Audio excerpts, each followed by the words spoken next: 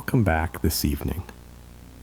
It's time again to slow down, to let the hum of the day soften and settle.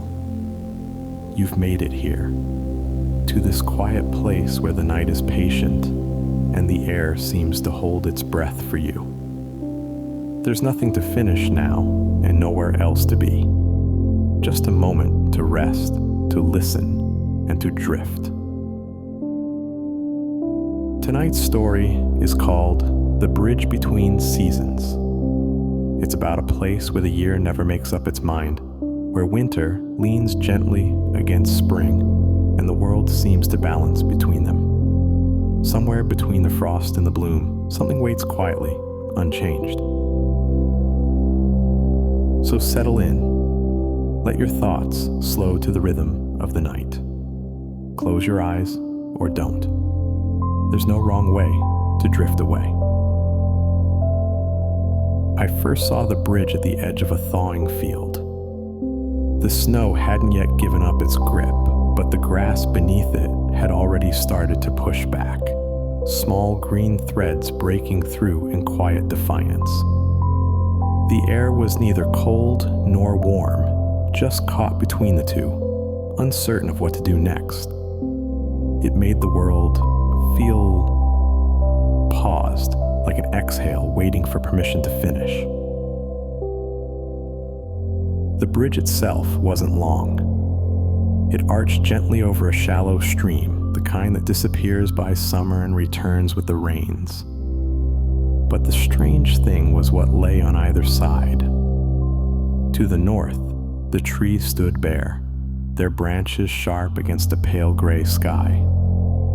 To the south, the same kind of trees shimmered with buds and the faintest hint of color, as if spring had already signed its name there. I stood in the middle for a while, feeling the shift. Each step forward or back seemed to carry a different air, a different scent, pine and cold one way, damp soil and new growth the other. There was no sound except for the water, softly threading between the stones below. Even the birds seemed to keep their distance, as though this place belonged to time itself and not to them. I don't know how long I lingered there, half in winter, half in spring, but something about it made me feel strangely balanced, like maybe the in-between places were where things made the most sense. I took a breath, the air cool and bright, and decided to keep walking. The path beyond the bridge curved into a cluster of birch trees, their bark bright against the gray light. I could still feel the faint chill of winter clinging to the air, but somewhere nearby, I caught the smell of thawed soil and distant rain. It was as though the two seasons were folding into each other, trading secrets and whispers I couldn't quite catch. I walked slowly, careful not to disturb whatever quiet agreement they'd made.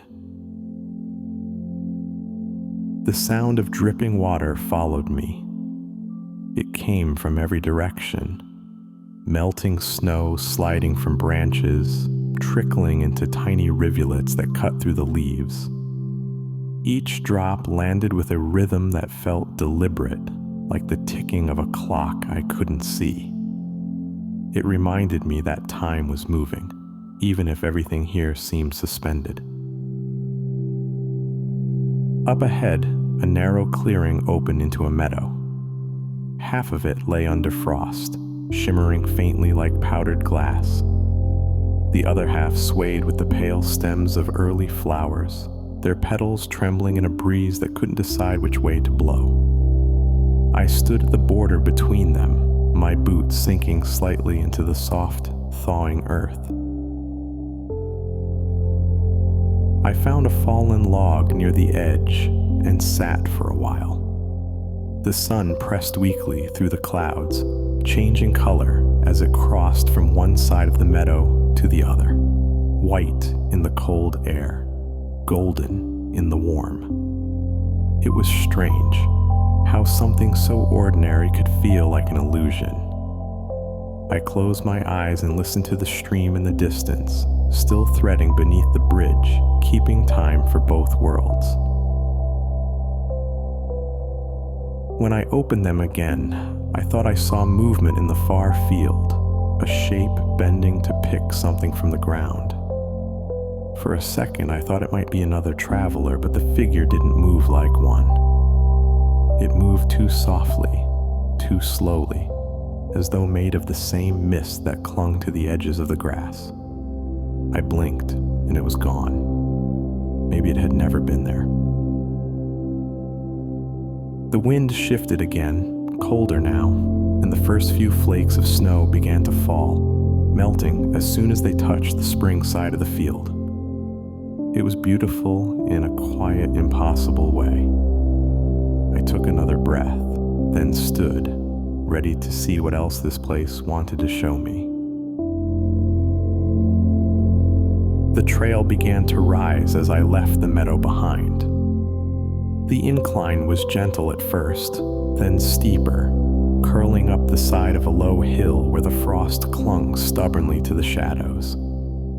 Each step sounded a little different, soft in the thawed earth, crisp where the ground still held winter's grip. I found a strange rhythm in it, a slow and steady pattern that felt like walking through 2 times at once. At the top, the view spread wide and quiet. The bridge below looked small now, a thin silver line across the stream. Beyond it, the landscape divided cleanly. Pale gray hills to one side, budding green slopes to the other, as if the world had been painted in 2 layers that never quite blended. I stood there for a long moment, half expecting to see the season shifting before my eyes. Instead, I noticed something else. A tree grew near the ridge. Alone, its branches spread like fingers, caught mid-gesture. One half was bare, dark, and smooth. The other half shimmered faintly with new leaves, trembling against the wind. It looked as though winter and spring had made a truce there, an agreement to share the same breath. I stepped closer, tracing the bark with my fingers. The cold side felt clean and hard, the warmth of the other side almost humming beneath the surface. A few drops of melted snow ran down the trunk and gathered in my palm before falling back to the soil. It was such a small thing, a drop of water caught between seasons, yet it seemed to hold the whole place together. The wind picked up, brushing through the leaves on one side and whistling through the bare branches on the other. The sound overlapped in a soft dissonance that felt like a song the earth had forgotten how to finish. I leaned back against the trunk, listening until I could no longer tell which note belonged to which season. Maybe that was the point. When I finally stepped away, the hill had begun to blur with the faint shimmer of distant mist.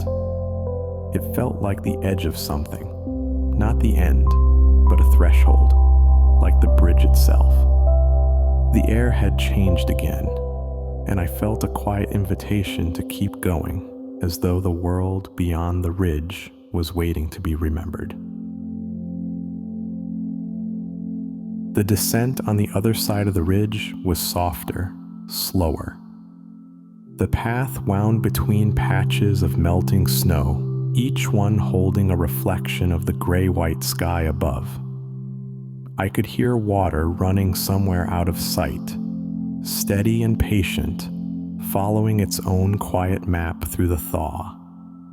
The air had warmed just enough for the scent of damp earth to rise and mix with the faint sweetness of early bloom. Down the hill, a wooden fence appeared, half buried in frost. The rails were slick with melting ice, and a few old posts leaned at strange angles, as though tired of a standing guard. Beyond it stretched another field, but this one shimmered with color. tiny shoots of green breaking through, dotted with the pale blush of wildflowers that hadn't yet learned their names. It felt like stepping from a photograph into something living. I followed the fence line until it met a stream that had widened into a pool. The surface quivered with the weight of melting snow sliding from the banks, sending small circles outward like slow-moving clocks. When I crouched to touch the water, it was neither cold nor warm, just still. A mirror caught between seasons. A single bird broke the silence then, its call clear but unhurried. I couldn't see it, but I felt its sound move through the air like a thread pulling the world together. For a moment, I imagined the seasons themselves listening, winter holding its breath while spring leaned closer, waiting to hear what came next. The thought made me smile without meaning to. I found a flat stone by the edge of the pool and sat, watching the ripples slow. Somewhere behind me, the faintest snow began again, soft, fleeting, gone before it reached the ground. It blended with the new rain that was starting to fall, each drop choosing its own moment to vanish. Two weathers, one sky. The bridge was far behind me now, but I could still feel it. That balance, that strange peace that only existed between one thing and the next. Maybe the bridge wasn't a place at all. Maybe it was a way of moving through the world, never entirely leaving one season behind, but never clinging to it either. The thought settled quietly as the rain deepened and I began walking again. The rain found its rhythm as the day dimmed, soft and constant. It gathered in the folds of my coat and traced thin, glistening lines down my sleeves. Every so often, a drop slid from my hair to the path, merging with the puddles that reflected the fading light. It was the kind of rain that didn't demand shelter, the kind you walk through because it felt like the world was finally speaking in its natural voice. A cluster of small houses came into view, scattered along the path's edge. They looked empty, but cared for. Shutters slightly open, smoke faintly rising from one crooked chimney. The rain softened their colors, blending the gray wood and moss-covered roofs into something quietly beautiful. I wondered who lived here, or if they simply used to. At the far end of the lane, I found a bench facing a frozen pond. Only a thin sheet of ice remained, cracked in the middle where the water had pushed through. The surface rippled with a mixture of melted snow and rain, distorting the reflection of the bare trees overhead. It reminded me of the bridge, two states sharing one space, neither winning, neither gone. I sat and listened to the pond's soft movement. Somewhere nearby, a wind chime stirred, three gentle tones that drifted in and out of the rain's whisper. The sound carried a feeling I couldn't name, something between remembering and letting go. It seemed right for this place. When the clouds broke for a moment, I caught sight of a faint pale glow low in the sky. Not quite sunlight, not moonlight either. It illuminated the wet ground, the rooftops, the still pond. Every surface seemed to hold it differently, reflecting a color that belonged only to that exact moment between seasons.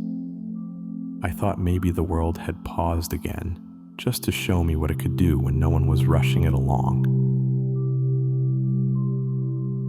I sat there until the light faded back into gray and the chimes quieted once more. There was a kind of peace in it, not the loud kind that announces itself, but the quiet one that waits patiently, certain you'll notice it eventually. I pulled my collar up took one last look at the water and continued down the lane toward wherever the path would lead next. The lane narrowed until it became little more than a trail of stones leading toward the woods again. Mist hung low along the ground, gathering between the roots like breath that didn't want to leave. The rain had softened to a drizzle, the kind that feels more like memory than weather. Somewhere ahead, I could hear the stream again, the same one that flowed beneath the bridge. I followed the sound until the trees opened to reveal it winding through the undergrowth. The water shimmered faintly, carrying bits of snowmelt and the first petals of spring. The two drifted together, spinning slowly in the current, dissolving before they could reach the bend. It felt like watching two moments meet and quietly agree to vanish. Across the stream stood another bridge, smaller, older, its planks weathered and gray. It didn't lead anywhere I could see, just into the deeper mist that clung to the forest beyond. Still, I felt drawn to it. There was something familiar about the way it waited there, as though it had been expecting me all along. I stepped carefully onto the boards. They gave slightly under my weight, creaking softly, but held steady. The air felt cooler in the middle, not from the weather, but from something else. A shift, gentle and invisible, like walking through the line between two breaths. The sound of the stream faded as I crossed. In its place came silence, vast and kind, as though the world itself was exhaling. When I reached the other side, the rain had stopped. The air was still, filled only with the faint scent of wet wood and distant blossoms. I turned to look back, but the bridge was gone. Not vanished. Just no longer there in the way I remembered. All that remained was the sound of water, steady and sure, marking time between two seasons that would never quite let go of each other. And somewhere in that balance, I felt myself finally at rest. So here's where the story ends. You can rest now. Let the last of the day fade softly from your thoughts.